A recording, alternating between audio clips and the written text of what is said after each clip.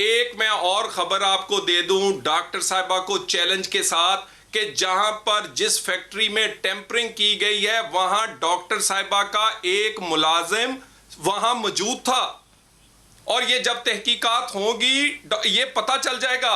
और ये किन सड़कों पर लेकर फिरते रहे हैं, कौन कौन से एसएचओस, कौन कौन सा डीएसपी उसमें पूरी तरह था, किस गाड़ियों में गए, यहीं से चैलेंज मैं कबूल करती हूं। दूसरा आपने मलिक साहब यहीं पे चैलेंज कबूल करती हो और आप अपने बताइए आप ये चैलेंज रखें, स्टे ना ले रखें, स्टे ना ले मलिक साहब ये चैलेंज अब आपने रखें, इन्हें कहें कि ये चैलेंज जो है अब आपने मीट करना है आपके प्रोग्राम में, इनको मैंने भागने नहीं देना। लाल चौधरी साहब भी और आप भी मंडे को सबूत लेके आ जाए दोबारा यहीं इसी प्रोग्राम में।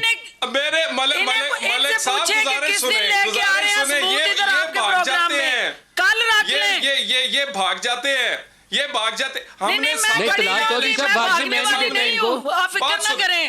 डॉक्टर फिरदौस आशिक इस्लामाबाद से जो बुलाते हैं आप भी इस्लामाबाद तशरीफ लाएं। बिल्कुल नहीं, बिल्कुल दोनों इस्लामाबाद आए और अपने अपने सबूत दें। वहाँ का अगर सच्चा पुत्र है ये, इसमें 2 नंबरी और हलाल का खून है तो कल लेके आने हैं सारे सबूत लेके आने हैं। डॉक्टर साहब ਤੁਹਾਡੇ ਵਰਗਾ नहीं है तो और अगर ना लेके आए तो पूरी दुनिया ऑन एयर पूरी दुनिया समझ जाएगी। ਤੁਸੀਂ ਛੱਡੋ ਇਸ ਗੱਲ ਨੂੰ, ਮੇਰੀ ਗੁਜ਼ਾਰਿਸ਼ ਇਹ ਵਾ मलिक साहब, मैं मलिक साहब गुजारिश ये है, टूटे हुए पहले बाजू टूटे थे, ये तुम्हारी जुबान कटवानी है मैंने।